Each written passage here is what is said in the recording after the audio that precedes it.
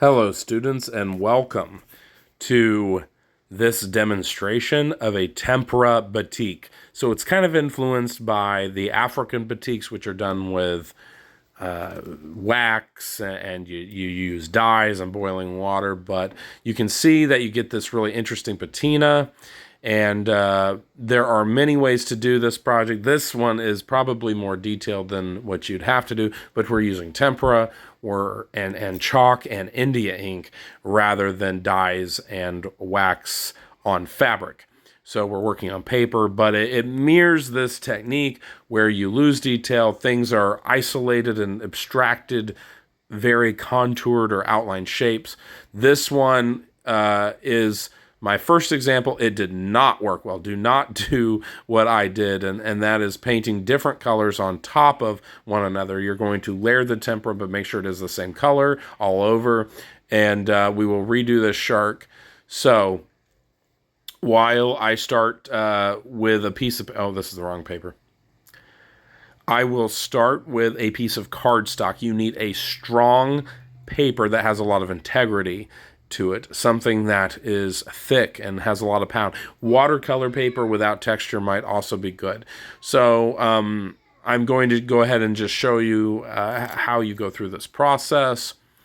I'm going to probably have to do some intercuts because I'm not going to show the entire process right now, but we're going to stick with the great white shark. I'm quite a fan of Jaws, so here we go. This is a thick Bruce. Oh, well. So you need to make sure that you fill up the design on the whole paper.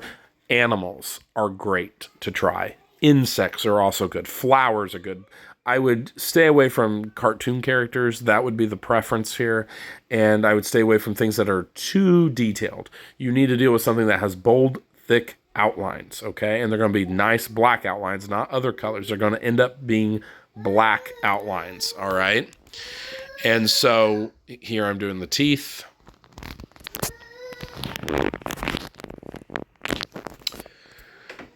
And you will have to address the background and a couple of details, like, again, the gills here, or, you know, the nostril, maybe some bubbles. These are details that you can put in. I wish that the bubbles could have a white outline. This would have to be embellished later after the paper's already went through the process. It's dry. Okay, so we're going to have some waves, something similar to what you see in the African batiks. And they're very beautiful. There's a stamp method. They can actually dip stamps that they carve in wood and wax and create repeated motifs, right? Repeated shapes. So this one, it's more of an art project that alludes to the craft. Just so that you know what's going on. All right, so now we have this all outlined, and pencil is fine. You're not going to end up seeing the pencil, okay? And I know this seems counterintuitive. This part frustrates students a little bit, as does the inking process. But what you're going to do next is use a piece of chalk. And I would not recommend white chalk, because white on white is going to be difficult. My cardstock is white, so I would use yellow chalk. Right? It's going to absorb. It will not stay yellow. So if you need yellow color in your image, please just be wary that you're going to have to kind of go around, right? You're going to have to go around all of the areas that are chalked and yellowed, and then you'll have to notice just where the surface texture is different, the chalk versus the tempera paint. When you get to the tempera paint, you're going to have to layer it a lot. The idea is you'll layer it, and tempera, like watercolor, gets agitated with water and becomes wet again. The idea is that it will get wet and it will actually wash off. So you need enough paint layered on it that it all doesn't wash off, because you just want the ink to patina it a little bit and to stay where the chalk is. So you can see I'm chalking the inside of the mouth, the inside of the eyes. All of this will stay black after it is inked. So you're ultimately just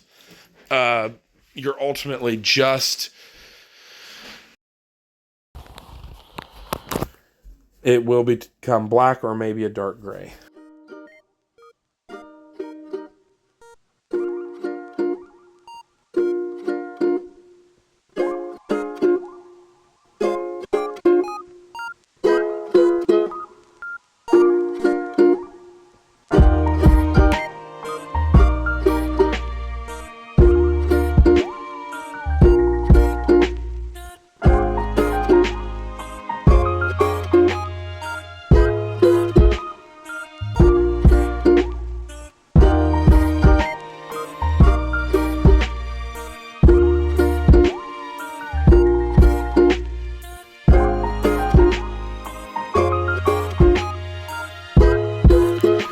So this is where I will go ahead and do a very short painting demo.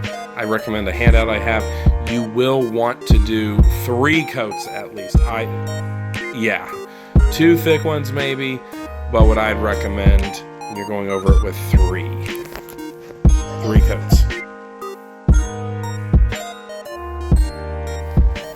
So this next video is actually just a clip from a previous demo, but I'm just showing you how you can take tempera paint, which is traditionally egg yolks as the binder and pigment, and you can mix colors. Don't get too gray. I would stick with brighter colors because remember, everything's going to be dulled by the black of the India ink. So leaving the paper white makes a very ugly kind of gray. Do not use it. Here we have a student's work, and here they're taking the India ink and they are applying it very thickly and thoroughly. You should not see any of the painting, okay? And you will do this until it is fully coated, and you will wait, I would suggest 2 to 3 minutes, maybe 2.5 minutes. Now, sometimes it'll turn out really nice and the chalk will absorb the black very, very well, and other times it'll look just grayer. And sometimes I've seen it happen within, like, you know, a minute, someone will have a blacker ink, and then someone waits 3 minutes, and then it still looks gray. I don't have an explanation for that. Like a clay glaze, it's going to be different every time you do it.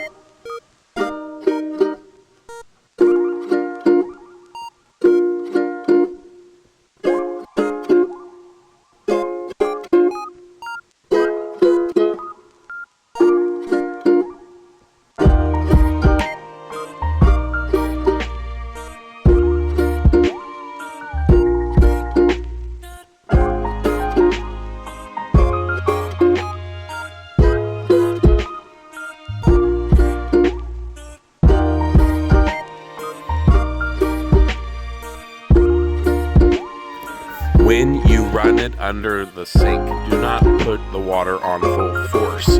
You can sway it back and forth, rock it like a baby or like a boat would be on the water.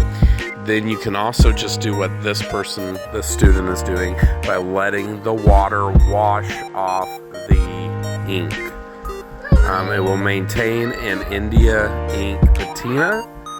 Do not get water on the underside of the paper because it can lose the integrity and rip.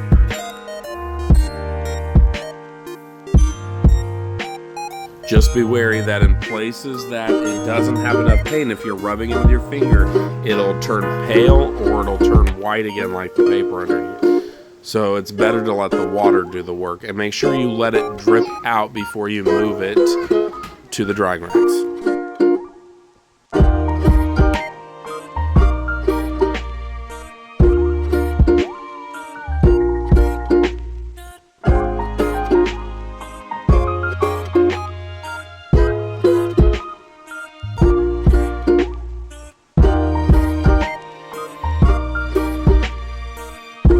So here we have our finished products.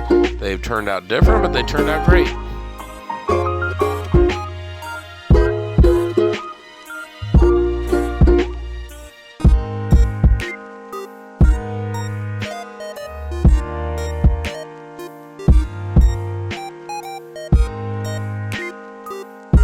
So here is my final example. You can see that the India ink nearly went through even this thick cardstock.